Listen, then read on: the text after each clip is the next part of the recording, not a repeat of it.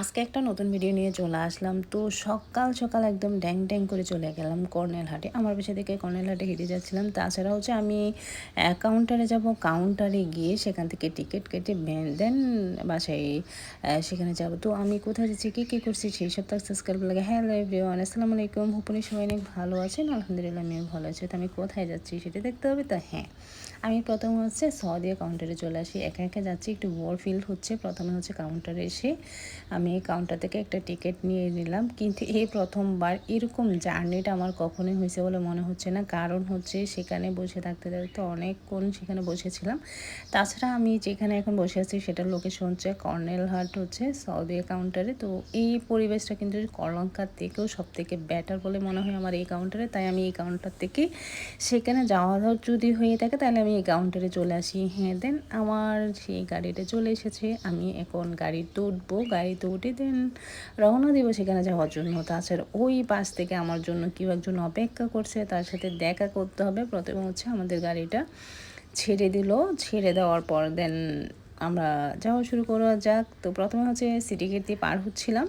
City গেটটা আসলে সবার পরিচিত একটা গেট বলা যায়। তাছাড়া হচ্ছে সিটি গেট পার হতে না হতেই প্রকৃতির হাওয়া খাওয়া শুরু করলাম। প্রকৃতির হাওয়া মানেই তো আপনারা বুঝতেছেন যে কী একটা অবস্থা হয়।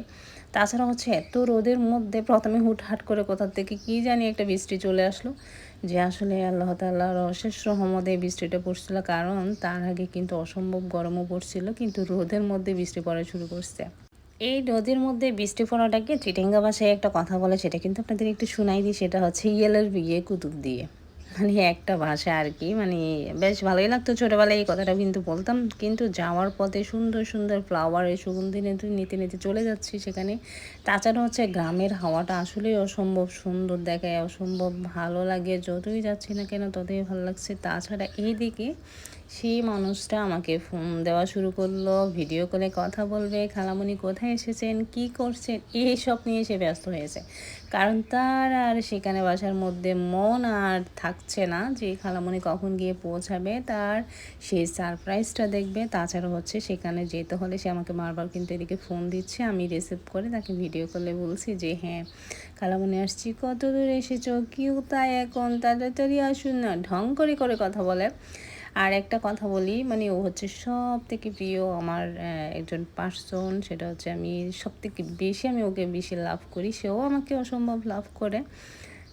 যাই হোক গাছ, অনেক কথা বলে ফেললাম। সে আমার জন্য অপেক্ষা করছে গাড়ি থেকে নামার জন্য। এখন প্রস্তুত নিচ্ছিলাম, কাছাকাছি চলে এসেছি। তাকে বললাম এখন ফোন কাটি, আমি পরে ফোন দেবো। সেখানে গিয়ে সে আমার আগে এসে হাজির। আমাকে একটু বাসা থেকে একটু দূরে করে গাড়ি থেকে নামিয়ে দিয়েছিল। কারণ হচ্ছে ড্রাইভারকে আমি বলতে বলতে স্পিডে এত চালাইলো যে একটু বাসা থেকে দূরে চলে গেলাম। তারপরে সে আমার জন্য দাঁড়িয়েছিল।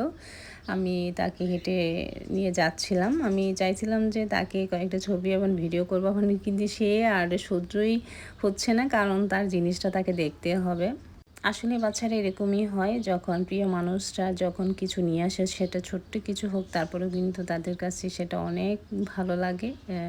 যদি আমি জিনিসটা না আনতাম তার একটু মন খারাপ করতো। তা আমি চাই না কখনো তার মন খারাপ হোক, কারণ আমি সব থেকে বেশি তাকেই ভালোবাসি। সব সময় তার কেয়ার করি, জানতে চাই যে সে কেমন আছে।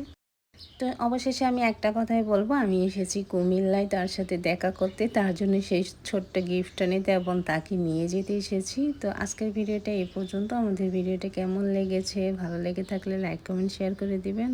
আল্লাহ হাফেজ।